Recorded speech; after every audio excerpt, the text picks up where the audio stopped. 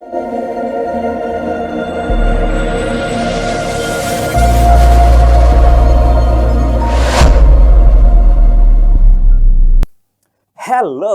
Sisters and brothers, साथियों, ये वही चमत्कारिक शब्द है जो आज से लगभग 130 साल पहले स्वामी विवेकानंद ने अमेरिका के शिकागो नगर में विश्व धर्म सम्मेलन में कहे थे। जी हाँ दोस्तों, आज जानेंगे स्वामी विवेकानंद जी के जीवन के बारे में, क्योंकि आज है राष्ट्रीय युवा दिवस, नेशनल यूथ डे। बिल्कुल दोस्तों, जानेंगे तूफानी हिंदू स्वामी विवेकानंद के बारे में, जानेंगे हिंदू नेपोलियन स्वामी विवेकानंद के बारे में। दोस्तों, जानेंगे भारतीय आध्यात्मिक राष्ट्रवाद के जनक स्वामी विवेकानंद जी के बारे में। और दोस्तों, न सिर्फ विवेकानंद जी के बारे में जानेंगे, बल्कि देखेंगे कि नेट में किस प्रकार प्रश्न आते हैं। दोस्तों, यह जो लेक्चर है, यह न सिर्फ स्वामी विवेकानंद जी के जीवन के बारे में हमें बताएगा, बल्कि दोस्तों परीक्षा के दृष्टिकोण से भी बहुत महत्वपूर्ण होने वाला है। 90% क्वेश्चंस मैं ये गारंटी लेके कह रहा हूं,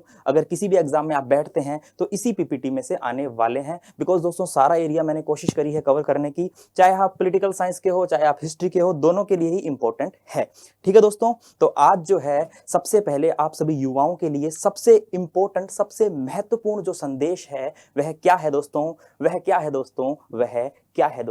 तो दोस्तों वह ये है, arise awake and stop not till the goal is reached, Swami Vivekananda. जी हाँ दोस्तों, उठो जागो और तब तक मत रुको जब तक कि लक्ष्य की प्राप्ति न हो जाए। और दोस्तों, शायद ही कोई ऐसा विद्यार्थी होगा जिसने कोई लक्ष्य बनाया हो और इस वाक्य को नहीं सुना हो। अधिकतर विद्यार्थी तो अपने कमरे में यही वाक्य लगा के रखते हैं, क्योंकि दोस्तों ये दो लाइन हमें इतना जोश से भर देती है, साथियों, कि हम निरंतर हमारे लक्ष्य को प्राप्त करने के लिए प्रयासरत रहते हैं। और हाँ, मैं खुद जब ग्रेजुएशन कर रहा था तो मेरे कमरे में भी सेम लाइंस जो है वो दोस्तों वो दीवार पे मैंने लगा रखी थी। और दोस्तों, कहीं ना कहीं जो है ये हमें हमारे लक्ष्य को याद भी दिलाती रहती है। आप सभी को मालूम होना चाहिए कि स्वामी विवेकानंद ने युवाओं को प्रेरित किया। और दोस्तों, आप सभी को यह भी मालूम है कि भारत की जो आबादी है वह दूसरे नंबर पे, चाइना के बाद में दूसरे नंबर पर है, लेकिन दोस्तों भारत में युवा आबादी जो है वह ज्यादा है। ठीक है, और युवाओं के लिए प्रेरणा स्रोत बने कौन? स्वामी विवेकानंद। दोस्तों, युवाओं में वो जोश होता है जो देश की स्थिति को बदल सकते हैं, देश को एक बहुत अच्छी स्थिति में ले जा सकते हैं। ठीक है, युवा अगर अपनी शक्ति को संगठित कर ले और अगर ठान ले तो दोस्तों क्या नहीं हो सकता, सब कुछ, एवरीथिंग इज पॉसिबल। तो दोस्तों, आज है युवा दिवस और इसी दिन के उपलक्ष्य में स्वामी विवेकानंद के ऊपर अगर लेक्चर नहीं आए तो दोस्तों फिर मजा ही क्या। इसलिए कोशिश की है मैंने सारी चीजें इस लेक्चर में समेटने की, और अगर आपका सहयोग रहा दोस्तों तो एक दिन हम ऐसी ही कोई सीरीज भी शुरू कर लेंगे जिसमें डे बाय डे जो है महत्वपूर्ण हमारे देश की महान विभूतियों के बारे में हम चर्चा करेंगे। चलिए, आज तो हम विवेकानंद जी के बारे में जानने वाले हैं। तो आप सभी को पता है आज है नेशनल यूथ डे। और दोस्तों, आपको पता होना चाहिए कि 1984 के अंदर, 1984 के अंदर जो है दोस्तों, 1984 के अंदर सरकार ने स्वामी विवेकानंद के जन्म दिवस को, इनका जन्म 12 जनवरी 1863 को होता है, इनके जन्म दिवस को राष्ट्रीय युवा दिवस के रूप में मनाने की घोषणा की। और दोस्तों 1985 से लगातार जो है हम 12 जनवरी को राष्ट्रीय युवा दिवस के रूप में मना रहे हैं। ठीक है दोस्तों, ये चीज एक साधारण सी बात है, आपको याद होनी चाहिए। चलिए दोस्तों, तो अब हम शुरू करते हैं। सबसे पहले स्वामी विवेकानंद जी के सामान्य परिचय, हम कह सकते हैं जीवन परिचय के बारे में जानेंगे। इनका जन्म कहाँ हुआ, इनके पिता का नाम, माता का नाम, इनके गुरु, इनकी मृत्यु, ये सारी चीजें जो है दोस्तों हम देखने वाले हैं, क्योंकि यह भी हमारे लिए कभी ना कभी, कहीं ना कहीं एग्जाम के पॉइंट ऑफ व्यू से, वन डे एग्जाम के पॉइंट ऑफ व्यू से महत्वपूर्ण होती है। चलिए दोस्तों, अगर हम सामान्य जानकारी जाने तो इनका जो जन्म है वह 12 जनवरी 1863 को कलकत्ता में होता है। और दोस्तों, इनके जो पिता हैं उनका नाम होता है विश्वनाथ दत्त। और वहीं अगर माता का नाम पूछे तो भुवनेश्वरी देवी इनकी माता का नाम है। बचपन का नाम इनका दोस्तों इंपॉर्टेंट है, परीक्षा में बहुत बार पूछा भी जाता है कि इनका वास्तविक नाम, है ना, वास्तविक नाम या बचपन का नाम क्या था। हम इसको वास्तविक नाम भी कह सकते हैं, है ना, वास्तविक नाम भी कह सकते हैं। तो वास्तविक नाम जो क्या था साथियों, ये तो था नरेंद्र नाथ। हालांकि आप सभी को मालूम है ना, सबको मालूम है इनके बारे में। ठीक है, तो वास्तविक नाम जो है वह नरेंद्र नाथ था। और इनके गुरु के बारे में कौन नहीं जानता साथियों, इनके गुरु जो हैं वह थे रामकृष्ण परमहंस, ठीक है। और अगर इनकी मृत्यु की बात करें तो इनकी मृत्यु जो है दोस्तों 4 जुलाई 1902 को बेलूर मठ में हो जाती है। तो इन्होंने जो है एक बहुत ही हम कह सकते हैं छोटा सा जीवन 39 वर्ष का 39 वर्ष का जो जीवन व्यतीत किया, ठीक है दोस्तों। और 39 वर्ष के जीवन में जैसे कि इन्होंने खुद ने ही भविष्यवाणी की थी कि मैं 40 साल से पहले जो है मेरी मृत्यु हो जाएगी। और दोस्तों 39 वर्ष की आयु में इनकी मृत्यु जो है 1902 के अंदर हो जाती है। तो 39 वर्ष का जीवन जो कि हम एक बहुत ही अल्प काल है दोस्तों, 39 वर्ष के जीवन में इन्होंने ऐसा किया कि न सिर्फ हिंदुस्तान, न सिर्फ एशिया, बल्कि पूरा यूरोप, यहाँ तक कि महाशक्ति अमेरिका तक ने स्वामी विवेकानंद का और हिंदू धर्म का जो है दोस्तों लोहा माना। बिल्कुल युवा, मात्र 30 वर्ष की आयु में दोस्तों 1893 में इन्होंने शिकागो में जो भाषण दिया, जो 5 शब्द जो उच्चारित किए, उन्होंने पूरी भीड़ को मजबूर कर दिया खड़े होकर 2 मिनट तक तालियों बजाने के लिए। दोस्तों आज बात करेंगे, डिटेल से जानेंगे और मजा आने वाला है। और थोड़ा शेयर वगैरह भी कर दिया करो यारो, आपके लिए इतनी मेहनत करते हैं, ठीक है, थोड़ा शेयर कर देते तो इससे हमारा मोटिवेशन भी बढ़ता है। और देखिए दोस्तों अब हम जानेंगे स्टेप बाय स्टेप हर एक चीज, चाहे वो विवेकानंद के बारे में कोई कथन हो, चाहे विवेकानंद का खुद का कोई कथन हो, ठीक है, चाहे इनके द्वारा स्थापित कुछ संस्थान हो, चाहे इनके द्वारा लिखी गई कोई पुस्तक हो, हम हर एक चीज इस लेक्चर में जानेंगे दोस्तों। बड़े ध्यान से सुनना और बड़े आनंद लेके सुनना, मजा आने वाला है। चलिए, तो मैं आपको बता रहा था कि इनकी जो मृत्यु है वो 1902 में हो गई थी, यानी कि ये सामान्य सा परिचय है, जन्म, माता पिता, गुरु और सब कुछ, है ना। तो ये सामान्य से परिचय है इनका। चलिए, तो जीवन परिचय के बाद अगर हम बात करें, नेक्स्ट हम बात करेंगे रामकृष्ण परमहंस और नरेंद्र नाथ, ठीक है। पहले मेरी बात सुन लो, बाद में यहाँ पर देख लेना। देखिए दोस्तों, रामकृष्ण परमहंस और नरेंद्र नाथ, आप सभी को पता है कि ये गुरु शिष्य की जोड़ी जो है दोस्तों, काफी प्रसिद्ध गुरु शिष्य की जोड़ी है, ठीक है। जैसा कि आप सभी को पता है, रामकृष्ण परमहंस जो कि काली माँ के बहुत बड़े भक्त थे दोस्तों, और जो स्वामी विवेकानंद है, स्वामी विवेकानंद जो है वह इनके क्या थे, शिष्य थे। तो देखिए दोस्तों, रामकृष्ण परमहंस जो है दोस्तों, इनका भी मूल नाम क्या था, इनका मूल नाम जो है गदाधर चट्टोपाध्याय। और साथियों इसकी जो पीडीएफ है वो आपको टेलीग्राम पे मिलने वाली है। इस पीडीएफ को आप संभाल के रखेंगे, बिकॉज इस पीडीएफ को जो है अकॉर्डिंग टू नेट एग्जाम और अकॉर्डिंग टू जो आप चाहे स्कूल लेक्चर का दो, चाहे कोई भी दो, उसके हिसाब से बनाई गई है। इसमें सारे फैक्ट्स भी हैं, कॉन्सेप्ट सब कुछ क्लियर होने वाला है। टेलीग्राम पे आपको मिल जाएगी, ठीक है दोस्तों, वहां से ले लेना। ओके, अभी लेक्चर को समझने का प्रयास कीजिए। गदाधर चट्टोपाध्याय इनका नाम था और कलकत्ता में दक्षिणेश्वर स्थित काली मंदिर के ये पुजारी थे। और दोस्तों इन्हें जो है दक्षिणेश्वर स्वामी भी कहा जाता है। किन्हें? रामकृष्ण परमहंस जी को, ठीक है। दक्षिणेश्वर के स्वामी के नाम से भी या फिर दक्षिणेश्वर के संत के नाम से भी ये जाने जाते हैं। और ये दक्षिणेश्वर स्थित काली मंदिर के क्या थे, पुजारी थे। और नवंबर 1880 के अंदर दोस्तों नरेंद्र नाथ, अभी ये विवेकानंद नहीं बने हैं साथियों, अभी ये नरेंद्र ही है, अभी ये नरेंद्र है। नरेंद्र नाथ जो है विवेकानंद कब बनेंगे दोस्तों, अभी हम बात करेंगे, ठीक है। तो देखिए 1880 में नरेंद्र नाथ की रामकृष्ण परमहंस से क्या होती है, भेंट होती है। दोस्तों बात कुछ ऐसी है कि जब नरेंद्र, 1880 की बात है, आप सभी को पता है इनका जन्म जो है 1863 में हुआ था, अभी हमने पढ़ा था। तो 1880 की बात है, लगभग 17 वर्ष की आयु होगी इनकी, है ना। तो 1880 में इनकी मुलाकात होती है किनसे, रामकृष्ण परमहंस से। जब ये अपने विश्वविद्यालय की पढ़ाई में दोस्तों प्रथम वर्ष के अंदर होते हैं, तब इन्हीं के किसी ईसाई मित्र के द्वारा जो है एक संगीत आयोजन के अंदर, एक सम्मेलन के अंदर दोस्तों रामकृष्ण परमहंस जो हैं, इनसे मुलाकात कौन करते हैं, नरेंद्र नाथ जी, अपने दोस्त के थ्रू, है ना, अपने एक ईसाई मित्र के थ्रू जो है इनसे मुलाकात करते हैं। और जो नरेंद्र नाथ हैं साथियों, हमारे जो विवेकानंद है, उनकी संगीत में भी काफी रुचि थी।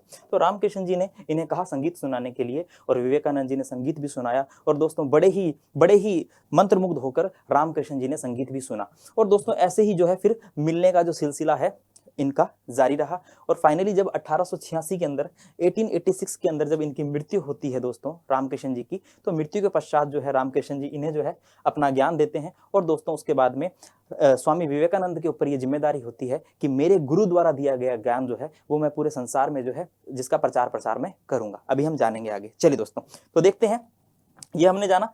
नेक्स्ट देखते हैं रामकृष्ण परमहंस और नरेंद्र नाथ। देखिए दोस्तों, जैसा कि रामकृष्ण परमहंस है वह एकेश्वरवाद, मूर्ति पूजा में विश्वास रखते थे, ठीक है ना। वे भारतीय धर्म एवं संस्कृति में पूर्ण आस्था रखते थे और अन्य धर्मों के प्रति भी, और अन्य सभी धर्मों में भी विश्वास रखते थे। और दोस्तों रामकृष्ण परमहंस से दीक्षा लेने के पश्चात नरेंद्र नाथ का नाम हुआ विविदिशानंद। ये इंपॉर्टेंट है, याद रखना, ठीक है। देखिए जब स्वामी विवेकानंद जी के पिता की मृत्यु हो गई थी, तो उस समय स्वामी विवेकानंद एक आर्थिक संकट से गुजर रहे थे, है ना।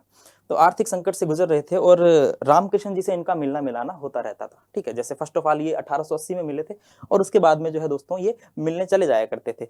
तो अपने पिता की मृत्यु के बाद आर्थिक संकट से स्वामी विवेकानंद जूझ रहे थे और रामकृष्ण जी के पास जाते हैं और बोलते हैं कि आप काली माँ के पुजारी हैं, आप काली माँ से जो है प्रार्थना कीजिए कि मुझे इस आर्थिक संकट से निकाले।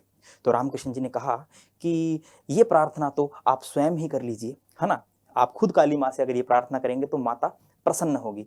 तो साथियों, ऐसा बताया जाता है कि स्वामी विवेकानंद जी जो हैं काली माता से प्रार्थना करने जाते हैं अपनी आर्थिक स्थिति को सही करने के लिए, लेकिन वह काली माँ की शरण में जाके आध्यात्म में इतने ज्यादा लीन हो जाते हैं कि फिर वे जो है उन्हीं से जो है उन्हीं के ज्ञान को जानने के लिए, या हम कह सकते हैं कि उन्हीं की आस्था, उनमें इतनी ज्यादा आस्था हो जाती है कि उन्हीं के प्रति समर्पित हो जाते हैं और उन्हीं की भक्ति भावना में वो लग जाते हैं। और दोस्तों 1886 में जब रामकृष्ण जी की मृत्यु हुई, जब रामकृष्ण मिशन स्वामी विवेकानंद जी के गुरु जब इनकी मृत्यु हुई, तो 4 दिन पहले दोस्तों रामकृष्ण जी ने अपना सारा ज्ञान स्वामी विवेकानंद जी को दे दिया और कह दिया कि भाई मैं तो कंगाल हो गया हूँ, मैं तो फकीर हो गया हूँ, मेरे पास तो सारा ज्ञान था वो मैंने तुझे दे दिया है, अब तुम्हारी जिम्मेदारी है इस पूरे ज्ञान को संसार के अंदर फैलाना, ठीक है। 4 दिन पहले ये बात कहकर 1886 में रामकृष्ण जो है उनकी क्या हो जाती है, मृत्यु। और मृत्यु के पश्चात नरेंद्र नाथ ने संन्यास ग्रहण किया और अपने गुरु के संदेश को भारतवर्ष में भ्रमण करके प्रचारित किया। भारतवर्ष में भ्रमण किया और उसके बाद में दोस्तों अमेरिका भी गए, ठीक है, शिकागो गए, ठीक है, और भारत से बाहर भी जो है प्रचार प्रसार किया। तो हमने जाना कि किस तरह जो है रामकृष्ण और नरेंद्र नाथ, या हम कह सकते हैं स्वामी जी की जो है रामकृष्ण जी से मुलाकात होती है और किस प्रकार वह उनसे जो है शिक्षा दीक्षा लेते हैं और कैसे उनकी मृत्यु के पश्चात वह जो है वह उन्हीं के ज्ञान का जो है दोस्तों क्या करते हैं, पूरे भारत में और भारत से बाहर भी जो है प्रचार प्रसार करते हैं। चलिए दोस्तों आगे देखते हैं। नेक्स्ट है नरेंद्र नाथ दत्त से स्वामी विवेकानंद। अब नरेंद्र नाथ दत्त से स्वामी विवेकानंद कैसे बने? तो देखिए दोस्तों, जैसा कि आप सभी को मालूम है 11 सितंबर 1893, जी हाँ दोस्तों 11 सितंबर 1893 को स्वामी जी अमेरिका के लिए रवाना हो रहे थे। तो शिकागो जाने से पूर्व दोस्तों खेतड़ी के महाराजा अजीत सिंह ने, ये जो नाम है स्वामी विवेकानंद, ये नाम खेतड़ी के महाराजा अजीत सिंह के कहने पर रखा गया था।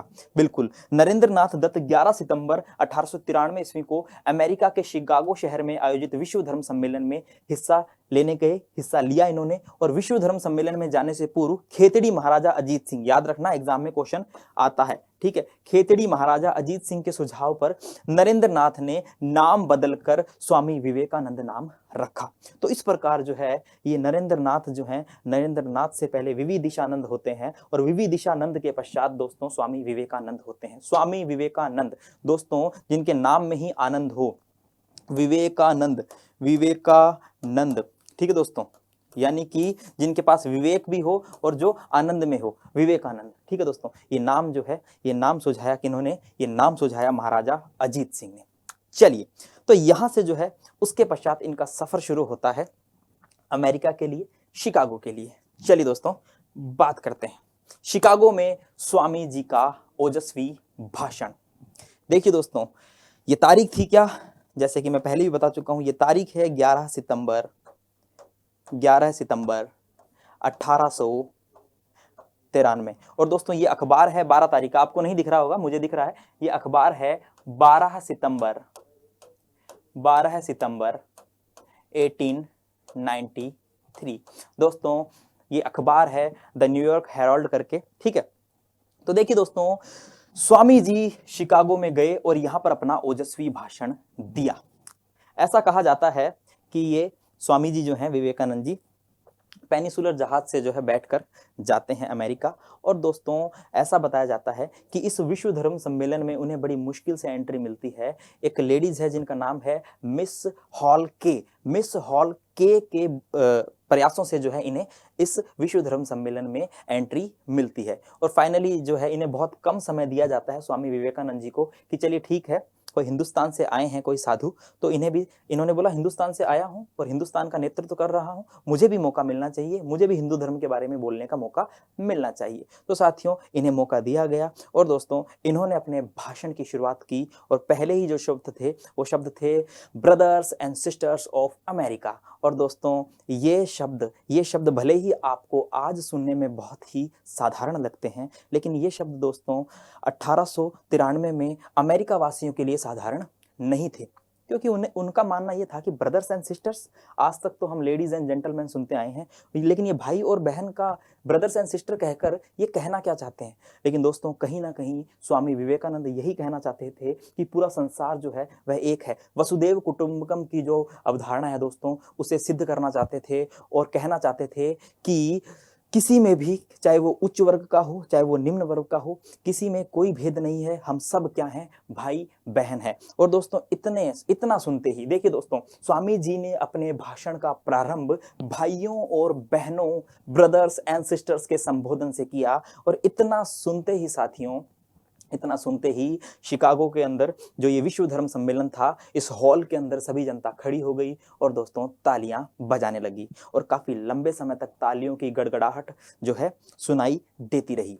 एक युवा 30 वर्षीय युवा स्वामी विवेकानंद ने दोस्तों पूरे अमेरिका को, बल्कि पूरे यूरोप में हिंदू धर्म की वो पहचान स्थापित की जो शायद इससे पहले नहीं थी। इसीलिए रोमा रोला ने कहा है कि भारतीय पुनर्जागरण की जो शुरुआत है दोस्तों, भारत के आध्यात्मिक पुनर्जागरण की शुरुआत है, वह तो इस भाषण के बाद ही शुरू होती है।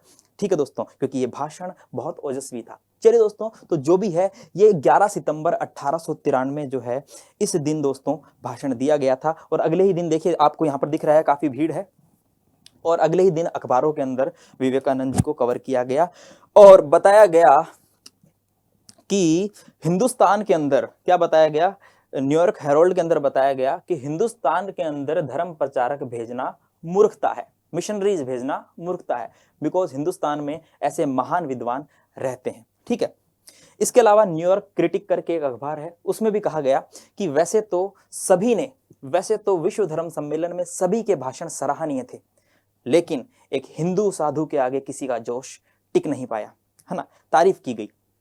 और भी दोस्तों ऐसा बताया जाता है कि जब ये अमेरिका में गए थे, शुरू में जब अमेरिका गए थे दोस्तों, तो वहां पर ये भगवाधारी, इन्होंने जो है भगवा वस्त्र पहन रखे थे। ठीक है, और भगवा वस्त्र पहन रखे थे तो वो भी एक प्रकार से एक अलग ही, हम कह सकते हैं, एक गेटअप था, उन लोगों के लिए एक अलग गेटअप था, क्योंकि बाकी जो सब थे ये सूट बूट के अंदर, कोट पैंट के अंदर थे।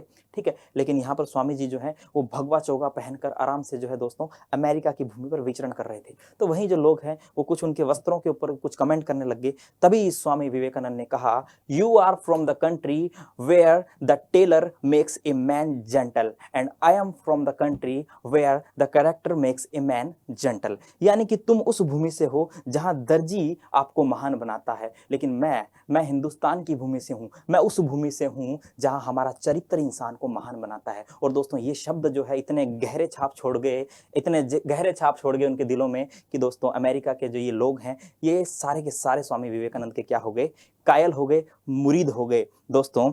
और ऐसा बताया जाता है कि उसके बाद से बहुत सारे अंग्रेजी लेखकों की बात कर सकते हैं, या फिर अंग्रेजी फिलोसफर्स ने ये माना कि विवेकानंद जो है दोस्तों, विवेकानंद के ज्ञान के आगे कहीं ना कहीं यूरोपीय प्रोफेसर्स का ज्ञान जो है बहुत कम है। ठीक है, चलिए, तो इन्होंने जो है शिकागो के अंदर अपना भाषण दिया और शुरुआत जो की थी वो ब्रदर्स एंड सिस्टर से की। आज तो हम सामान्य रूप में बोल भी देते हैं भाइयों और बहनों, लेकिन दोस्तों उस समय ये शब्द काफी महत्वपूर्ण शब्द थे। चलिए, थोड़ा आज का लेक्चर लंबा हो सकता है, बिकॉज दोस्तों स्वामी विवेकानंद जी का दर्शन है। ठीक है, अच्छे से समझेंगे, अच्छे से जानेंगे, और उम्मीद कर रहा हूँ आपको मजा भी आ रहा होगा। चलिए, तो ये कुछ अखबार की कटिंग्स है। नेक्स्ट देखते हैं दोस्तों, इसी भाषण में न्यूयॉर्क हेरोल्ड ने, जैसा कि मैंने आपको बताया, क्या लिखा, विवेकानंद निस्संदेह धर्म संसद के महानतम व्यक्ति है। उनको सुनने के बाद हमें लगता है कि भारत जैसे ज्ञान संपन्न देश में अपने धर्म प्रचारक भेजना कितना मूर्खतापूर्ण कार्य है। ठीक है, और इसी प्रकार अमेरिका में दोस्तों उन्हें कहा गया तूफानी हिंदू कहा गया। ठीक है दोस्तों, तूफानी हिंदू कहा गया, चक्रवातिक हिंदू कहा गया। ठीक है, इसी भाषण के पश्चात, जैसा कि थंबनेल में भी मैंने आपको ये डाला था, तूफानी हिंदू। ठीक है, तो चक्रवातिक हिंदू के नाम से काफी, या तूफानी हिंदू के नाम से काफी प्रसिद्ध हुए। चलिए दोस्तों नेक्स्ट देखते हैं। शिकागो में स्वामी जी के भाषण के दौरान ही देखिए दोस्तों, उसके पश्चात जो है आगे जो है रोमा रोला ने क्या लिखा था स्वामी विवेकानंद जी के बारे में। उन्होंने लिखा कि सर्वप्रथम यहीं से भारत की उन्नति शुरू हुई, यहीं से, इनके भाषण के पश्चात ही भारत की उन्नति शुरू हुई। इसी दिन से इस दीर्घकाय कुंभकर्ण की नींद टूटने लगी। ठीक है, विवेकानंद के निधन के 3 साल बाद नई पीढ़ी ने जो बंगाल का विप्लव तथा तिलक एवं गांधी का आंदोलन शुरू होते हुए देखा, वह तथा आज के भारत के संगठित जन आंदोलन विवेकानंद के ही सशक्त आह्वान का फल है। यानी कि इनका कहने का मतलब है कि जो एक प्रकार से राष्ट्रवाद की धारा बही, ठीक है, जो जन आंदोलन हुआ, उसमें कहीं ना कहीं विवेकानंद जी के विचारों का बहुत बड़ा महत्व था। विवेकानंद जी के विचारों से ही जो है दोस्तों ये ओतप्रोत हुए। ठीक है दोस्तों, स्वामी जी ने 1894 में न्यूयॉर्क में वेदांत सोसाइटी की क्या करी, स्थापना करी थी दोस्तों। ठीक है, याद रखना, न्यूयॉर्क में भी करी, उसके बाद में सैन फ्रांसिस्को के अंदर भी करी, लॉस एंजल्स के अंदर भी। ठीक है, अभी आगे हम पढ़ने वाले हैं, ये क्वेश्चन भी नेट के अंदर आया हुआ है, सारी बात करेंगे। और दोस्तों देखिए यहाँ पर क्या कहा गया, पश्चिमी दुनिया के लिए भारतीय ज्ञान के दूत। ठीक है, स्वामी विवेकानंद जैसे कि पश्चिमी देशों में जाके भारतीय ज्ञान को फैलाया, परचम लहराया हिंदू धर्म का। क्या कहा गया, messenger of Indian wisdom to the western world. ठीक है, तो दोस्तों इस भाषण ने स्वामी जी को काफी प्रसिद्धि दिलाई, न सिर्फ स्वामी जी को बल्कि पूरे हिंदुस्तान को, और हिंदुस्तान में हिंदू धर्म, वैदिक वेदांत धर्म जो है दोस्तों, इसको भी प्रसिद्धि दिलाई। चलिए नेक्स्ट देखेंगे स्वामी विवेकानंद तथा रामकृष्ण मिशन। अब दोस्तों जैसे ही उसके पश्चात अमेरिका से वापस लौटते हैं, और दोस्तों वापस लौटने के पश्चात मई 1897 ईस्वी के अंदर स्वामी विवेकानंद जो हैं वो नींव रखते हैं रामकृष्ण मिशन की। रामकृष्ण मिशन की नींव जो है दोस्तों वह वेलूर में रखी जाती है मई 1897 के अंदर। और रामकृष्ण मिशन के कुछ सिद्धांत थे जो कि बहुत साधारण है, जैसे कि मनुष्य का उच्चतम आध्यात्मिक विकास। ठीक है, आप जब स्वामी विवेकानंद जी को पढ़ेंगे तो अगर हम पूरे स्वामी विवेकानंद के दर्शन का अगर हम एक शब्द में कहना चाहें, एक लाइन में कहना चाहें, तो दोस्तों हम ये कह सकते हैं कि उन्होंने जो पूरा जो बल दिया वो मनुष्य सेवा में बल दिया, मनुष्य की सेवा पर बल दिया, मनुष्य की सेवा को ही ईश्वर की सेवा माना। ठीक है, और उच्च वर्ग निम्न वर्ग इस भेदभाव को खत्म करने का प्रयास किया। ठीक है, तो मनुष्य का उच्चतम आध्यात्मिक विकास करना, इसके अलावा शुद्ध वैदिक सिद्धांतों में विश्वास, ये रामकृष्ण मिशन के कुछ सिद्धांत हैं। इसके अलावा दोस्तों विभिन्न धर्मों के मध्य सौहार्द बढ़ाना, यानी कि सभी धर्म समान है। ठीक है, क्योंकि अमेरिका में जाकर वो उन लोगों को भाइयों और बहनों बोल रहे हैं, यानी कि वो किसी प्रकार का अंतर नहीं कर रहे हैं। ठीक है, विज्ञान एवं तकनीक के आधुनिक विकास की स्वीकृति। देखिए दोस्तों, स्वामी विवेकानंद जी ने धर्म के वैज्ञानिक दृष्टिकोण को स्वीकार किया है। शायद मैंने यहां पर लिखा भी होगा, कोई बात नहीं, आगे देख लेंगे। धर्म के वैज्ञानिक दृष्टिकोण को भी स्वीकार किया है। धर्म के वैज्ञानिक दृष्टिकोण को स्वीकार करने का मतलब यही है कि धर्म के अंदर जो आडंबर है, धर्म के अंदर जो व्याप्त बुराइयां हैं, ठीक है, उसको हटा देना और एक वैज्ञानिक अप्रोच के साथ जो है किसी चीज को धारण करना। यूं ही नहीं किसी ने कह दिया और उसको मान लिया। ठीक है ना, ऐसे भ्रष्ट पुजारियों का स्वामी विवेकानंद ने विरोध किया है। याद रखना, ऐसे भ्रष्ट पुजारियों के बारे में वो कहते हैं कि इन पुजारियों को लात मारिए, ये कभी देश का विकास नहीं होने देंगे। ये शब्द उन्होंने भ्रष्ट पुजारियों के बारे में कहे हैं दोस्तों। ऐसे का ऐसा कोटेशन मैं भी आगे लेकर आया हूं, बात करेंगे। चलिए, उसके बाद में वेदांत का प्रचार, गरीबों की सेवा ही ईश्वर की सेवा है ना। कहने का मतलब है कि मनुष्य सेवा पर बल दिया है, गरीबों की सेवा ही ईश्वर की सेवा है। ये कहते हैं कि मत भूलो कि जो गरीब है वह भी हार्ड मास का ही बना है, वह भी हमारा बंधु है, ये मत भूलो।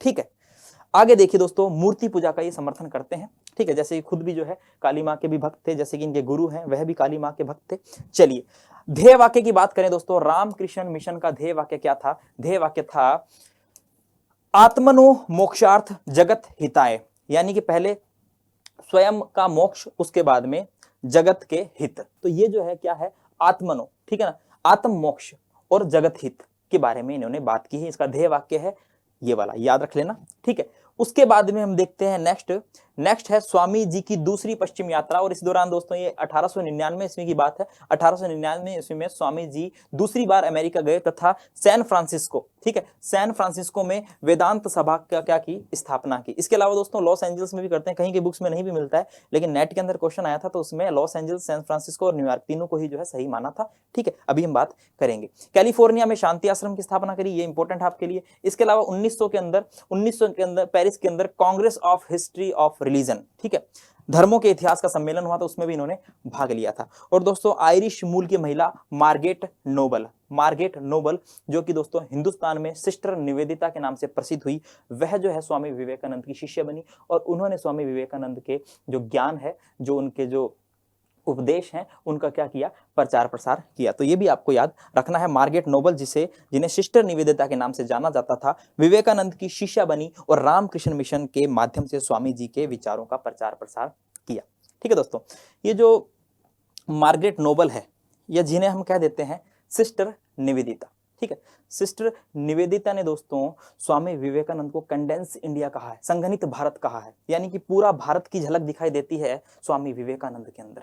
ठीक है, तो ये बात भी आपको याद रखनी है। नेक्स्ट देखते हैं स्वामी जी के विदेश यात्रा के उद्देश्य। दोस्तों ये बहुत महत्वपूर्ण है, भाई स्वामी जी विदेश क्यों गए, है ना। भाई हिंदुस्तान के अंदर धर्म प्रचार प्रसार कर दिया, लेकिन विदेशों में भी धर्म प्रचार प्रसार करना, चलो ठीक है मानते हैं हम, लेकिन इनका कुछ मुख्य उद्देश्य रहा था हिंदुस्तान से बाहर जाकर धर्म का प्रचार प्रसार करने का, जिसमें एक पहला महत्वपूर्ण उद्देश्य तो यही था कि पहले जो है दोस्तों समुद्र पार यात्रा को जो है पाप माना जाता था।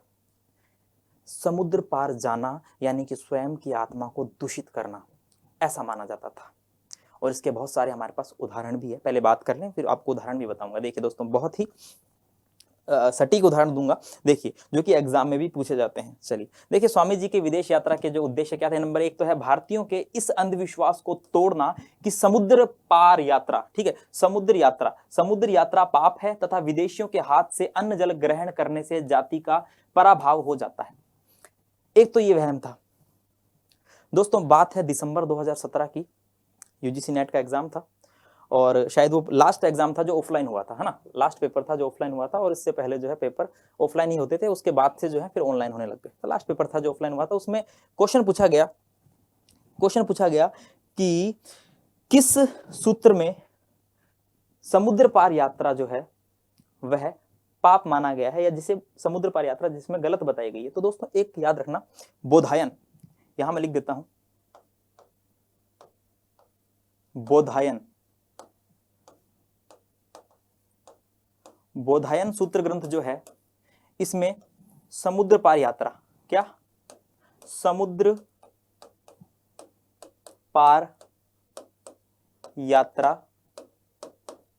पाप, यानी कि समुद्र पार यात्रा को पाप माना गया है। किसमें, ये क्वेश्चन 2017 में आया हुआ दोस्तों, ठीक है, याद रखना।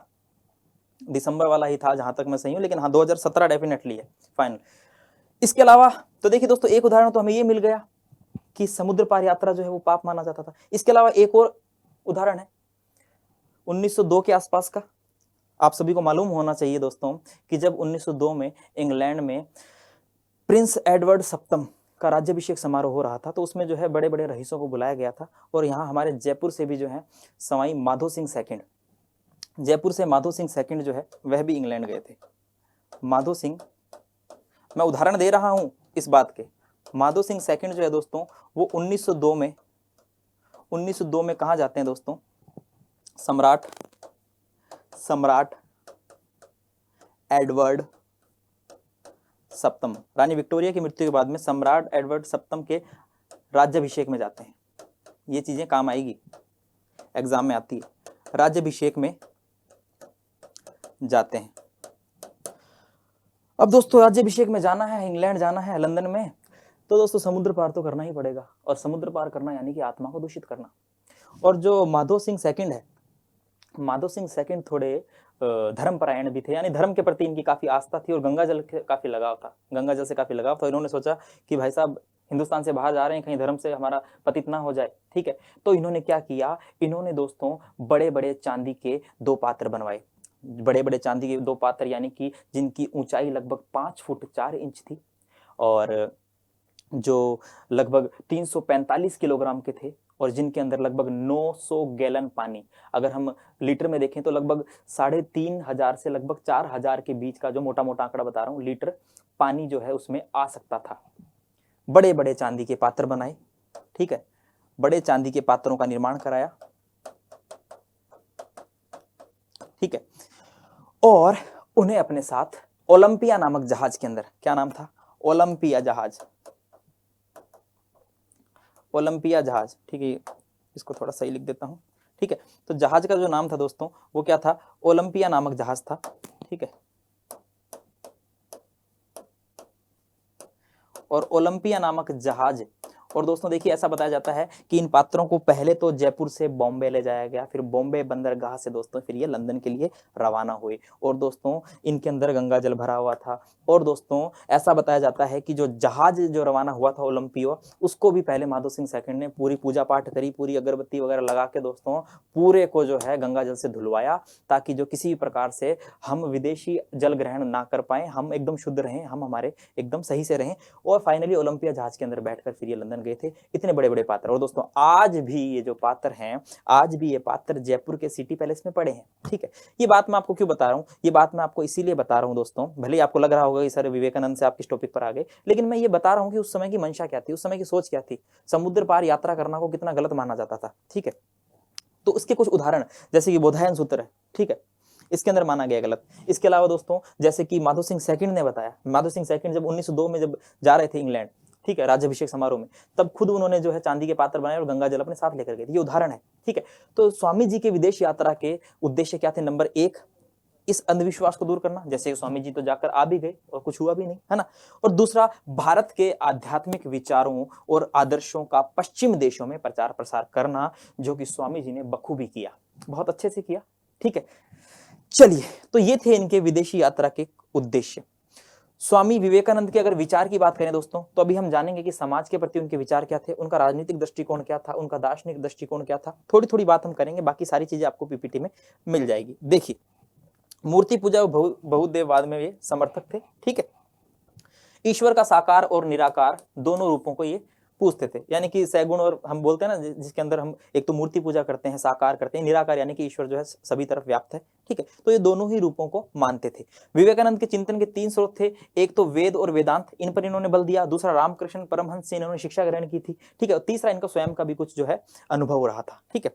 चलिए, तो ये इनके 3 स्रोत थे। उसके बाद में अगर हम बात करें विवेकानंद का दार्शनिक चिंतन, फिलोसॉफिकल थॉट्स ऑफ विवेकानंद, तो देखिए दोस्तों सबसे पहली बात तो ये अद्वैतवादी मायावादी थे। अद्वैतवादी यानी कि यह है आत्मा और ब्रह्म में, ठीक है, जीव और ब्रह्म में कोई किसी प्रकार का भेद नहीं समझते थे। देखिए अद्वैत का मतलब समझिए दोस्तों, इसको अलग अलग कर दो, और द्वैत, और द्वैत, है ना, इसको जोड़ के क्या बनता है, अद्वैत, क्या बनता है, अद्वैत। अब देखिए दोस्तों, यानी कि नहीं, यानी कि नहीं, है ना, का मतलब ये होता है ना कि भाई नहीं, नाक के सेंस में यूज होता है, और द्वैत यानी दो, यानी कि दो नहीं है, दो नहीं है तो क्या है, एक है।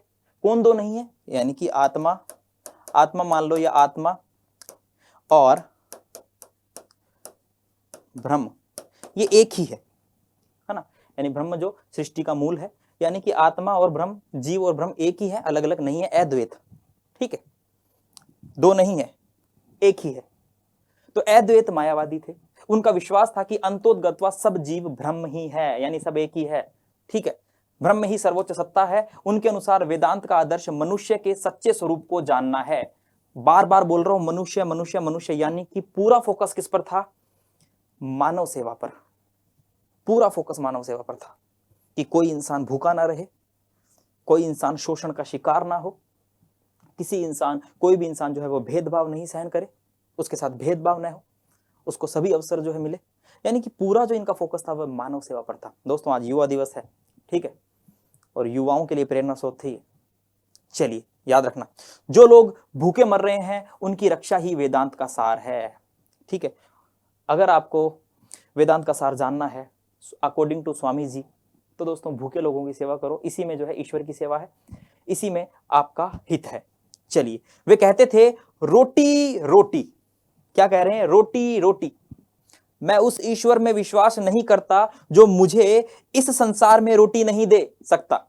वरन परलोक में मुझे स्वर्ग का सुख दे। यानी कि इस संसार में तो हम भूखे मर रहे हैं, रोटी रोटी कर रहे हैं, रोटी रोटी कर रहे हैं, लेकिन उस संसार में वो ईश्वर हमें गारंटी दे रहा है कि उस संसार में मैं तुझे स्वर्ग की सैर करवाऊंगा, लेकिन इस संसार में मैं भूखा मर रहा हूं। ऐसे ईश्वर की मुझे जरूरत नहीं, ऐसे ईश्वर में मुझे विश्वास नहीं। ये मानना था किसका? स्वामी विवेकानंद का। और दोस्तों कोटेशन इंपॉर्टेंट है, याद रखना।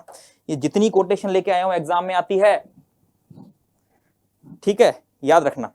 चलिए आगे देखेंगे। आप सोचे गुरुजी बाज में ऊपर कर रहे हैं, पता नहीं किस युवा शक्ति तो नहीं दिखा रहे। ऐसा कुछ नहीं दोस्तों, बस याद कर लेना ना। बस कहने का मतलब ये है कि हम, मेरी जो मेहनत है, मैंने जो मेहनत की है आपके लिए रात भर जाग के, क्योंकि देखिए दोस्तों ये 1 घंटे की क्लास या आधे घंटे की जो क्लास होती है उसके पीछे काफी घंटों की मेहनत होती है। पूरे जैसे कि इससे पहले मैं लास्ट लेक्चर बनाया था, उसके बाद से ही जो है पूरा फोकस युवा दिवस के ऊपर ही था कि विवेकानंद जी के जीवन पर हम प्रकाश डालेंगे और कैसे नेट एग्जाम में प्रश्न आते हैं उसकी हम बात करेंगे। और दोस्तों दिखाऊंगा प्रश्न भी आपको, है ना। तो बस थोड़ी सा आपसे मुझे यही चाहिए कि बस थोड़ा सा आप शेयर कर दीजिए, और बाकी मेरा काम तो मैं करूंगा, आप भले ही करें या ना करें। चलिए, तो स्वामी जी के धार्मिक विचार की बात करें तो दोस्तों क्या है, देखिए कुछ कोटेशन से जान लीजिए। स्वामी जी ने कहा, पृथ्वी पर ऐसा कोई धर्म नहीं है जो हिंदू धर्म के समान इतने उच्च स्वर में मानवता के गौरव का उपदेश करता हो।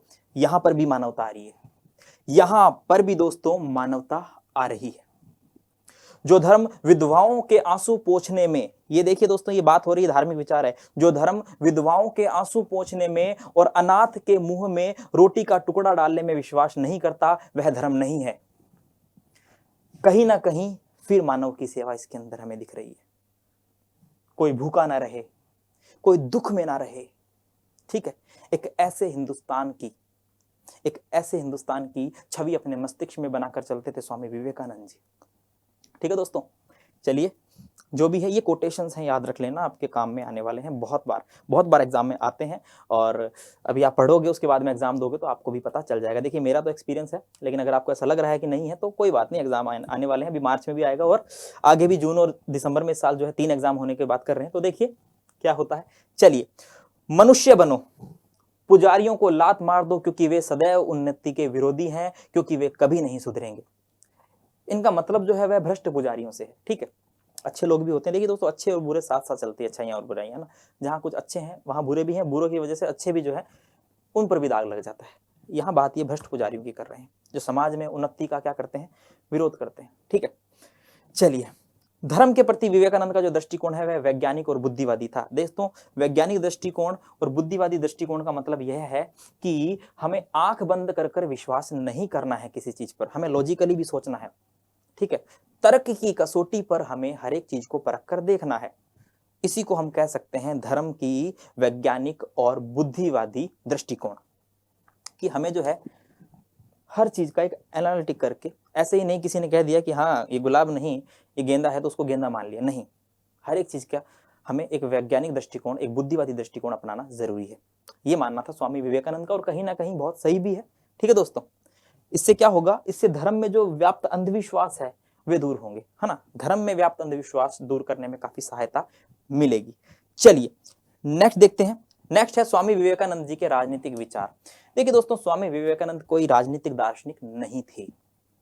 स्वामी विवेकानंद जो हैं वह हॉब्स, लॉक, रूसो, मार्क्स की तरह कोई राजनीतिक दार्शनिक नहीं थे, परंतु फिर भी उनके द्वारा दिए गए उपदेशों के अंदर कहीं ना कहीं दोस्तों राजनीतिक दर्शन हमें झलक उसकी मिल जाती है। बात करते हैं कैसे। देखिए दोस्तों, जैसा कि मैंने आपको बताया कि प्रत्यक्ष रूप से दोस्तों राजनीतिक गतिविधियों में इन्होंने भाग नहीं लिया। वो खुद कहते थे, ये बात स्वामी जी खुद कहते थे कि मैं न तो राजनीतिज्ञ हूं न ही राजनीतिक आंदोलनकारी, न राजनीतिज्ञ हूं न ही राजनीतिक आंदोलनकारी हूं, मैं केवल आत्मतत्व की चिंता करता हूं। जब यह ठीक होगा तो सब काम ठीक हो जाएंगे। ठीक है, तो कहने का मतलब है दोस्तों इसमें भी इनका सार यही है, आत्म तत्व की चिंता, यानी कि मानव की चिंता, मानव का कल्याण। फिर भी उनकी भाषा और विचारों से हमें राजनीतिक दर्शन प्रकट होते हैं। चलिए देखते हैं। उन्होंने आध्यात्मिक व सांस्कृतिक राष्ट्रवाद, देखिए दोस्तों कहीं ना कहीं आध्यात्मिक राष्ट्रवाद क्या होता है? राष्ट्रवाद यानी कि हमारे राष्ट्र के प्रति भावना, राष्ट्र के प्रति प्रेम जो है, जैसे मानववाद मानव का मानव के प्रति लगाव, राष्ट्रवाद राष्ट्र के प्रति लगाव, मानव द्वारा राष्ट्र के प्रति लगाव। तो जो आध्यात्मिक व सांस्कृतिक राष्ट्रवाद है, या फिर हम कह सकते हैं समाजवाद, व्यापक स्वतंत्रता की अवधारणा, शक्ति व निर्भयता का संदेश, ये सारे जो संदेश है कहीं ना कहीं इनके राजनीतिक दर्शन की तरफ भी हमें संकेत करते हैं। इन्होंने राष्ट्रवाद, समाजवाद, इनकी पुस्तक भी है मैं समाजवादी हूं, ठीक है। इसके अलावा शक्ति व निर्भयता, इन सब पर क्या दिया है? बल दिया है। आगे देखेंगे, उनका मानना था कि प्रत्येक राष्ट्र का जीवन किसी एक प्रमुख तत्व की अभिव्यक्ति है, ठीक है दोस्तों, किसी एक प्रमुख तत्व की अभिव्यक्ति है। और इन्होंने जो मुख्य जो तत्व रखा है वो है मानव सेवा, मानव की सेवा को ही सब कुछ माना है। उन्होंने घोषणा की कि मैं समाजवादी हूं, दोस्तों पुस्तक भी है इस नाम से, अभी आगे हम पुस्तक भी, स्वामी विवेकानंद जी की पुस्तक भी लाया हूं सारी, इस लेक्चर के अंदर सब कुछ मिलने वाला है। उन्होंने घोषणा की कि मैं समाजवादी हूं इसलिए नहीं कि मेरी दृष्टि में यह कोई सर्वगुण संपन्न प्रणाली है, बल्कि इसलिए कि भूखे रहने से तो आधी रोटी पा लेना ही अच्छा है। यानी कि इसलिए मैं समाजवादी नहीं हूं कि समाजवादी मेरी दृष्टि में बहुत अच्छा है, बल्कि कुछ ना होने से कुछ हो वही बेटर है। यानी कि भूखे रहने से अच्छा तो आधी रोटी खा लेना ही क्या है? अच्छा है, ठीक है। चलिए, तो ये विचार थे स्वामी जी के। आगे हम बात करेंगे नेक्स्ट, विवेकानंद के शब्दों में शारीरिक, मानसिक और आध्यात्मिक स्वतंत्रता की ओर अग्रसर होना तथा दूसरे को उसकी ओर अग्रसर होने में सहायता देना मनुष्य का सबसे बड़ा पुरस्कार है। यानी कि इंसान को जो है हर एक दृष्टिकोण से मजबूत होना जरूरी है, चाहे वह शारीरिक दृष्टिकोण हो, चाहे वह मानसिक दृष्टिकोण हो, चाहे वह आध्यात्मिक स्वतंत्रता हो, ठीक है। लेकिन कहीं ना कहीं स्वतंत्रता की बात भी यहाँ पर ये कर रहे हैं, है ना। आध्यात्मिक स्वतंत्रता की ओर अग्रसर होना प्लस दूसरे को उनकी ओर अग्रसर करने में सहायता देना ही क्या है? मनुष्य का सबसे बड़ा पुरस्कार है। ये मानना था स्वामी विवेकानंद का। चलिए, उसके बाद हम देखेंगे विवेकानंद जी के सामाजिक दर्शन। अगर हम सामाजिक दर्शन में देखें तो स्वामी जी ने समाज के अंदर व्याप्त जो बुराइयां थी, चाहे वो बाल विवाह हो, ठीक है, चाहे वो नारी के साथ भेदभाव हो, चाहे वह दलितों के साथ भेदभाव हो, इन सब के ऊपर बल दिया और इन सबको दूर करने का प्रयास भी किया है। फॉर एग्जाम्पल आप देखिए, जातिगत रूढ़ियों व अस्पृश्यता का विरोध, इसके अलावा नारी समानता के लिए प्रयत्न किया, इसके अलावा बाल विवाह का विरोध किया, इसके अलावा दलितों का उत्थान पर बल दिया, ठीक है। और विवेकानंद का कहना था स्मरण रखिए, इंपॉर्टेंट, राष्ट्र झोपड़ियों में रहता है। राष्ट्र झोपड़ियों में रहता है का मतलब क्या है? यानी कि हमें निचले वर्ग को भी साथ लेकर चलना है, क्योंकि कहीं ना कहीं उन्हीं से राष्ट्र है। सब मिलकर चलेंगे, चाहे वो उच्च वर्ग हो चाहे वो निम्न वर्ग हो, तभी एक शक्तिशाली या एक मजबूत राष्ट्र का निर्माण हो पाएगा, ठीक है। तो ये कथन स्वामी विवेकानंद ने बहुत सही कहा था कि याद रखिए राष्ट्र झोपड़ियों में रहता है, ठीक है दोस्तों। देखिए लगभग कोटेशंस इसके अंदर है, आपको इतना मजा आने वाला है दोस्तों, आ भी रहा होगा, मुझे तो नहीं पता। अगर आप पढ़ाई में इंटरेस्ट रखते हैं फिर तो आ रहा होगा, और अगर नहीं रखते हैं दोस्तों तो फिर ठीक है, अगले साल भी आएगा युवा दिवस, उससे अगले साल भी आएगा, बहुत सारे लेक्चर्स बनेंगे, बहुत सारे भाषण होंगे, ठीक है। स्वामी जी तो कर गए जो करना था, युवाओं को संदेश दे गए। युवाओं की कोई कमी भी नहीं है हिंदुस्तान में, लेकिन युवाओं के अंदर ही कमी है।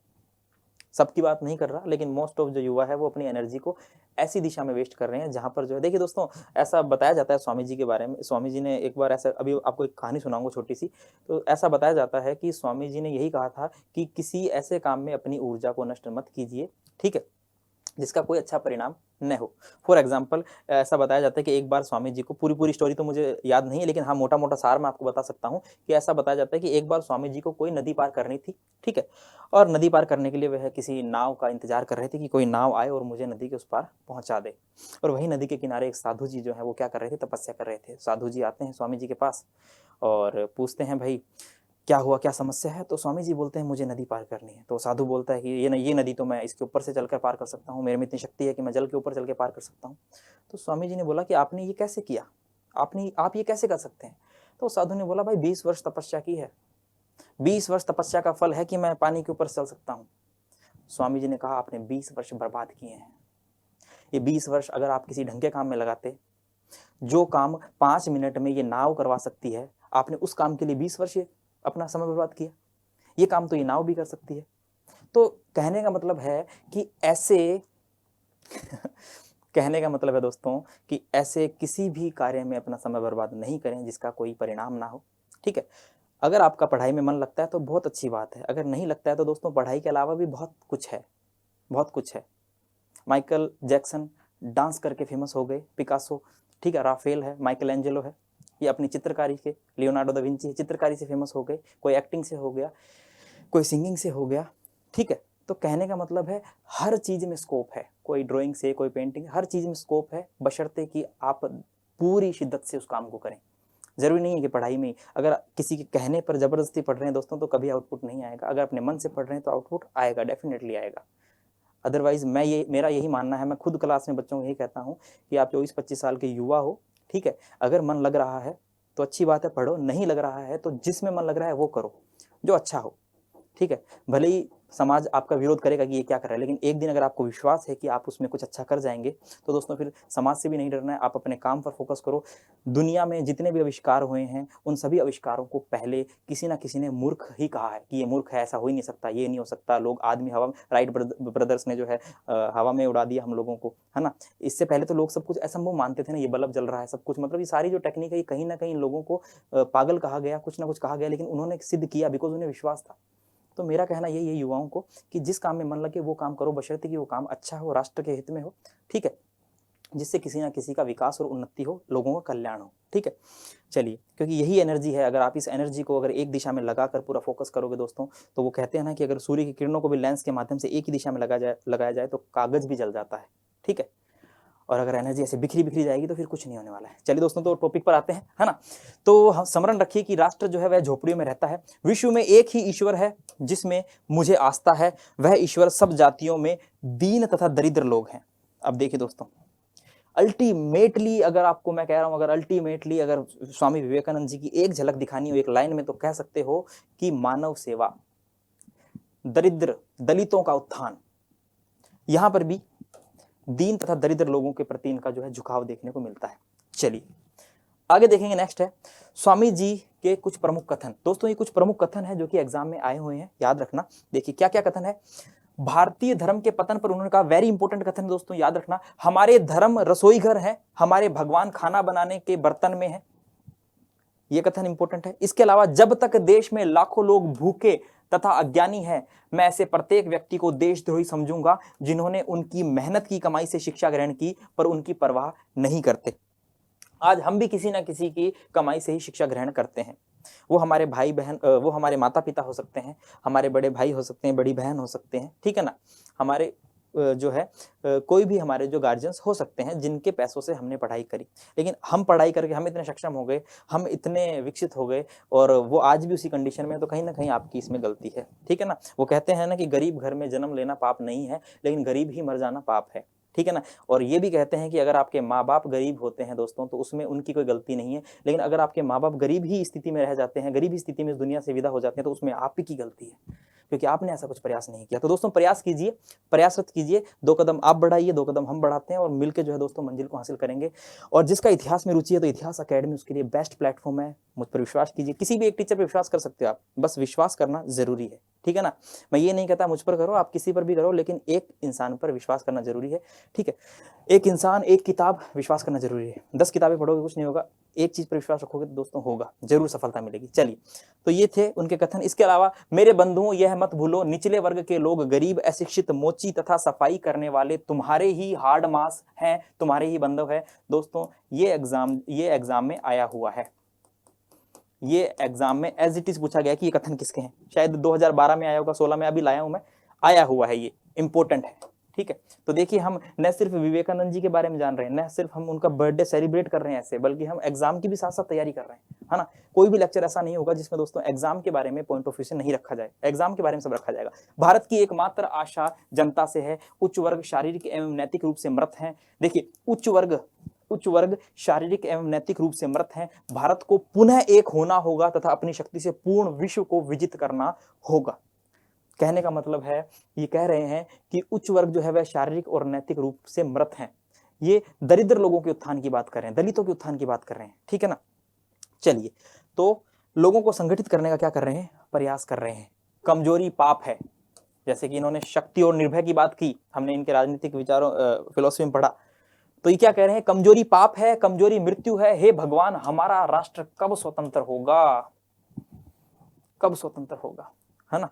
तो किसी प्रकार से कमजोर ना तो हम थे, ठीक है, ना ही है, लेकिन बस जरूरत तो है तो हमें संगठित होने की, हमें हमारी शक्ति को पहचानने की और उस शक्ति के बल पर कुछ कर गुजरने की, ठीक है। आज हमारे देश को जिन चीजों की आवश्यकता है वे हैं लोहे की मांसपेशियां, इस्पात की तंत्रिकाएं, प्रखर संकल्प जिसका कोई प्रतिरोध न कर सके। दोस्तों आपके ऊपर सीधी सीधी लागू होती है, क्या आपके ऊपर, क्या मेरे ऊपर, हम भी विद्यार्थी, आप भी विद्यार्थी, सब विद्यार्थी हैं। विद्यार्थी बने रहोगे तो फायदा है, सीखने सिखाने की प्रक्रिया चलती रहेगी। तो दोस्तों देखिए, इतने मजबूत हो जाओ कि लोहे की तो मांसपेशियां हो जाए, ठीक है ना, इस्पात की तंत्रिकाएं हो जाए, प्रखर संकल्प। इसका मतलब ये नहीं कि ढीठ हो जाओ, ढीठ का मतलब होता है कुछ भी कहो कोई फर्क नहीं पड़ता, भैंस के आगे बीन बजाने वाली बात। इसका मतलब है कि अपने संकल्प के लिए, अपने लक्ष्य के लिए इतने ज्यादा मजबूत हो जाओ दोस्तों कि फिर चाहे कोई भी आपको गिराने का प्रयास करे, आप अपने लक्ष्य पथ पर निरंतर चलते रहें, बिना किसी के डर के, बिना किसी के भय के, निर्भयता के साथ। चलिए आगे देखते हैं स्वामी जी के बारे में अन्य लोगों के विचार। देखिए और भी बहुत सारे बड़े बड़े विद्वान हुए हैं जो स्वामी जी से प्रभावित हुए और जिन्होंने स्वामी जी के बारे में कुछ ना कुछ कहा, जैसे कि रविंद्रनाथ टैगोर। रविंद्रनाथ टैगोर कहते हैं कि यदि भारत को समझना चाहते हो तो उसे विवेकानंद को पढ़ना चाहिए, यदि कोई भारत को समझना चाहे तो उसे विवेकानंद को समझना चाहिए। ऐसी ही बात रोमा रोला भी करती है, ठीक है, उनकी पुस्तक भी है।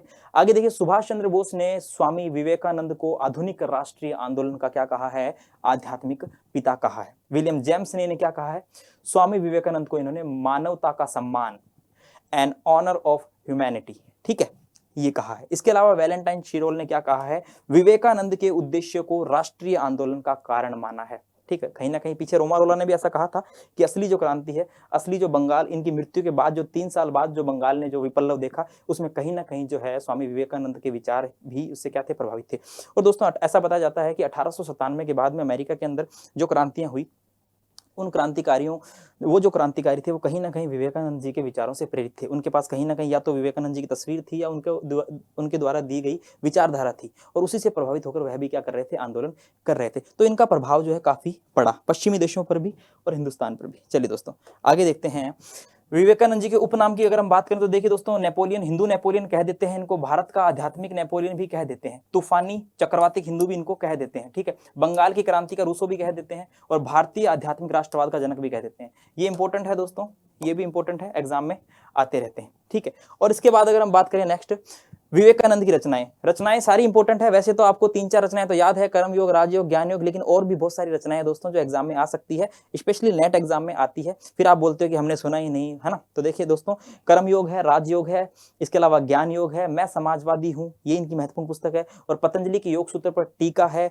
Lectures from Colombo to Almora, ये इंपॉर्टेंट है दोस्तों, याद रखना, ठीक है, नेट एग्जाम के पॉइंट ऑफ व्यू से। उसके बाद में our duty to the message, है ना, यानी कि हमारा कर्तव्य, है ना, जो निम्न वर्ग के लोग हैं उनके प्रति हमारा जो कर्तव्य है, ठीक है, ये इनकी पुस्तक है। इसके अलावा प्रबुद्ध भारत तथा उद्बोधन पत्रिका, ये जो है इन्होंने कुछ पत्रिकाएं निकाली थी दोस्तों, ये भी याद रखना।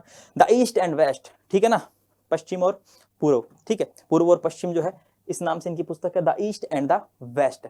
उसके बाद में दोस्तों रोमा रोला की पुस्तक है, क्या है, the life of Vivekananda and the universal gospel है ये, ठीक है, gospel and the universal gospel. इसके अलावा Swami Vivekananda and the modernisation of Hinduism, ये किसकी पुस्तक है, ये विलियम रेडिक की पुस्तक है दोस्तों, ठीक है ना। इसके अलावा दोस्तों देखिए, सुभाष चंद्र बोस भी कहते हैं कि अगर आज स्वामी जी जिंदा होते तो मैं उनके चरणों में होता, ठीक है ना, ये बात उनके द्वारा कही गई है। तो कहने का मतलब है कि बहुत से जो लोग हैं, बड़े बड़े विद्वान हैं, महान विभूतियां हैं, यहाँ तक कि गांधी जी भी जो है उनसे प्रभावित है, सभी जो है उनकी विचारधाराओं से प्रभावित हुए, ठीक है, भले ही उनकी उम्र कम है। देखिए दोस्तों, कुछ कर गुजरने के लिए उम्र मायने नहीं रखती है, ठीक है ना। मैंने आपको पहले भी बताया था कि अगर उम्र मायने रखती तो जो मोहम्मद बिन कासिम है वो 17 साल की उम्र में ही वो सिंध विजय के लिए निकल पड़ता है, और देखिए दोस्तों बुढ़ापे के अंदर जो है शेरशाह सूरी गद्दी पर बैठता है। तो बहुत सारे उदाहरण इतिहास में ही आपको मिल जाएंगे दोस्तों, कहीं जाने की जरूरत नहीं है, ठीक है ना। हमारे इतिहास से ही पढ़िए, इसी से ही प्रेरित होइए, मोटिवेट होइए, और दोस्तों कुछ कर गुजरिए अपनी लाइफ में। आज युवा दिवस है, युवाओं प्रेरित हो जाओ, उठो जागो और मत रुको जब तक लक्ष्य प्राप्त न हो। चलिए, ये कहने का मतलब उन्हीं युवाओं से है कि जो अपने कंफर्ट जोन में बैठे हैं, जो कंफर्ट जोन में है, उनको स्वामी जी कह रहे हैं, विवेकानंद जी कह रहे हैं कि उठो, रजाई को हटाओ, सर्दी है, रजाई को हटाओ और काम करो और तब तक मत रुको जब तक लक्ष्य प्राप्त ना हो जाए। और जिसको लक्ष्य प्राप्त हो गया उसको भी कह रहे हैं कि तुम भी उठो और कुछ ना कुछ ऐसा करो कि और कुछ बड़ा करो, है ना। यानी कि कहने का मतलब है चलते रहो, बहते रहो। पानी जो है वो बहता हुआ ही रहता है दोस्तों, तभी स्वच्छ रहता है। एक जगह ठहरा हुआ पानी होता है, उसमें मच्छर पनपते हैं, बीमारियां पनपती है ना। तो जैसे फ्लो में पानी बहता है, नदी का पानी स्वच्छ होता है, वैसे ही बहते रहिए, चलते रहिए, लाइफ में कुछ ना कुछ करते रहिए, रुकिए मत। क्योंकि अगर जहां आप रुक गए वहां आप एक जीवित लाश बन जाओगे, याद रखना। चलिए दोस्तों आगे देखते हैं। नेक्स्ट है कुछ क्वेश्चंस। देखिए दोस्तों मैंने आपको बताया सब कुछ लाया हूं, है ना। तो अभी हमने ये तो पढ़ ही लिया है, विचारधारा भी पढ़ ली। उम्मीद करता हूं कि आपको अच्छा लगा होगा लेक्चर। अभी देखिए क्वेश्चंस भी आए हैं नेट के एग्जाम में। क्या आया देखिए दोस्तों, जून 2012 के अंदर क्वेश्चन क्या आया कि यह न भूलें कि निम्न वर्गों, उपेक्षितों, गरीबों, अशिक्षितों, मोची, सफाई कर्मी में भी आपकी भांति रक्त और मांस है, वे आपके भाई हैं। देखिए दोस्तों ये कोटेशन थोड़ा सा अलग रूप में था, यहाँ थोड़ा अलग, वहां पर लिखा था हार्ड मास, है ना, हार्ड मास, और भाई की जगह बंधु, भाई की जगह बंधु शब्द का यूज हुआ था। लेकिन कहने का मतलब क्या है वही आप समझ ही जाओगे, इतना तो सब समझते हो यार आप भी ना। चलिए तो इसका आंसर क्या होने वाला है, इसका स्वामी विवेकानंद होने वाला है। जून 2012 के अंदर ये प्रश्न पूछा जा चुका है दोस्तों, इंपॉर्टेंट प्रश्न लाया हूं। उसके बाद में नेक्स्ट देखो, नेक्स्ट है स्वामी विवेकानंद ने 1899 में अपनी अमेरिका यात्रा के दौरान निम्न में से किस स्थलों पर वेदांत केंद्र, है ना, वेदांत सोसाइटी जिसे जो है उसकी स्थापना करी। ठीक है दोस्तों, देखिए ज्यादातर किताबों में न्यूयॉर्क और सैन फ्रांसिस्को ही मिलता है, ठीक है ना, दो ही नाम मिलते हैं ज्यादातर बुक्स में। कुछ बुक्स जो है वहां पर लॉस एंजल्स भी मिलता है, बाकी आप गूगल करके देख लेंगे तो वहां लॉस एंजल्स में भी दिया गया है। और दोस्तों जो जुलाई 2016 में ये जो पेपर हुआ था उसमें आयोग द्वारा जो उत्तर कुंजी दी गई थी, क्योंकि बहुत से लोगों ने विवाद भी किया था कि नहीं इन दो में ही है या फिर, लेकिन जो आयोग द्वारा भी क्या माना गया था, आयोग द्वारा भी जो है डी इसका सही आंसर माना गया था कि न्यूयॉर्क है, सैन फ्रांसिस्को है और लॉस एंजल्स है। बी, सी और डी आयोग द्वारा भी यही सही माना गया था। तो दोस्तों आपको पता है दोबारा यात्रा करते हैं, उसके बाद में वेदांत सोसाइटी की स्थापना भी होती है। न्यूयॉर्क में पहले हो जाती है, उसके बाद में। चलिए आगे देखते हैं। नेक्स्ट है विवेकानंद के अनुसार जाति व्यवस्था वेदांत के धर्म के विरुद्ध है। ठीक है, यानी कि जात पात ऊंच नीच, है ना। इसके अलावा सभी बुराइयां मतभेदों पर विश्वास करने में से आती है, सभी अच्छाइयां समानता पर आस्था रखने में निहित है, एकत्व एवं एक रूपता की समझ से आती है, यानी एकत्व, एक रूपता, एक ईश्वर, इन पर बल दिया। तो कहने का मतलब है दोस्तों इसमें ये दोनों ही ए और आर दोनों सही है और ए की सही व्याख्या है। ठीक है दोस्तों, यानी कि हमें भेदभाव नहीं रखना है, समान रूप से दोस्तों एक होकर रहना है। ये क्वेश्चन आया हुआ है जनवरी 2017 के अंदर। ठीक है, नेक्स्ट है दोस्तों, देखिए ये अलग अलग पेजों पर थे तो इन दोनों को काट के मैंने क्या कर दिया, बराबर कर दिया, है ना। ये लास्ट पेज पर था, इसके ऑप्शन अगले पेज पर थे तो इनको मैंने कॉलेज बना के मर्ज कर दिया। ये मेरी ही कलाकारी क्या करे करना पड़ता है ना। चलिए, तो किसने कहा भारत की एकमात्र आशा जनता से है, उच्च वर्ग शारीरिक और नैतिक रूप से मृत है। देखिए दोस्तों पूरा कोटेशन आए ना आए कोई जरूरी नहीं है, बीच में से दो लाइनें उठा के भी आ सकती है, लेकिन अगर आपके मन में थोड़ा सा भी ब्लिंक हो जाए कि देखिए उच्च वर्ग शारीरिक और नैतिकता के रूप से मृत है, ये बात आई थी, हमने पढ़ी थी, कथन किसका है, तो भाई साहब कौन है, इसका आंसर है बी, यानी कि आंसर है स्वामी विवेकानंद। कब आया, दिसंबर 2018 में आया। और दोस्तों और भी आए होंगे क्वेश्चन, नहीं मोटे मोटे क्वेश्चन थे, महत्वपूर्ण क्वेश्चन। ठीक है, इसके अलावा जो वनडे एग्जाम से उसमें कुछ बुक्स पूछ लेते हैं, ये बुक किसकी है, ठीक है ना, और पुस्तकों पर ज्यादा प्रश्न आते हैं। और भी इतने सारे कोटेशन से सारे ही क्या थे, महत्वपूर्ण थे। ठीक है ना, आगे कोई क्वेश्चन बचा है, आगे कोई क्वेश्चन नहीं बचा है। चलिए दोस्तों, तो देखिए मेरा प्रयास यही था कि आज 12 जनवरी है, आज युवा दिवस है, और युवा दिवस पे साथियों स्वामी विवेकानंद को याद ना करें तो ये फिर बात अच्छी नहीं है। उनको याद करना जरूरी है, उनको याद इस प्रकार से करें कि उनके द्वारा दी गई शिक्षाओं को भी मस्तिष्क में बिठा सकें, युवाओं को भी प्रेरित कर सकें, और दोस्तों हमारी परीक्षा के पॉइंट ऑफ व्यू से कैसे स्वामी विवेकानंद महत्वपूर्ण है ये भी जान सकें, और कैसे कैसे प्रश्न आते हैं ये भी जान सके, हर एक चीज जान सके। इस वे में दोस्तों आज ये लेक्चर जो है लाने का प्रयास किया, और दोस्तों बहुत घंटों की जो है तैयारी के बाद जो है आपके सामने प्रस्तुत हो पाते हैं। तो उम्मीद करता हूं कि लेक्चर अच्छा लगा होगा, और अच्छा लगा होगा तो इसको शेयर भी करेंगे, और दोस्तों जो नए लोग हैं वो चैनल को सब्सक्राइब भी करेंगे, बेल आइकन को भी दबाएंगे। और दोस्तों चिंता करने की कोई जरूरत नहीं है, इसकी जो पीडीएफ है वो आपको टेलीग्राम पे मिल जाएगी। ठीक है ना, टेलीग्राम पे कल डाल दूंगा, आराम से देख लेना, नोट्स बना लेना दोस्तों, क्योंकि यहाँ से लगभग सब कुछ है मेरी तरफ से। 90% काम हो चुका है, कोई 10% ऊपर नीचे हो जाए कह नहीं सकता, बाकी 90% कंप्लीट है। चलिए, तो उम्मीद करता हूं कि आपको लेक्चर अच्छा लगा होगा दोस्तों। चलिए तो मिलते हैं अब नेक्स्ट क्लास में, तब तक के लिए जय हिंद, जय भारत, धन्यवाद। Please like and subscribe to our YouTube channel and press the bell icon to never miss new video updates.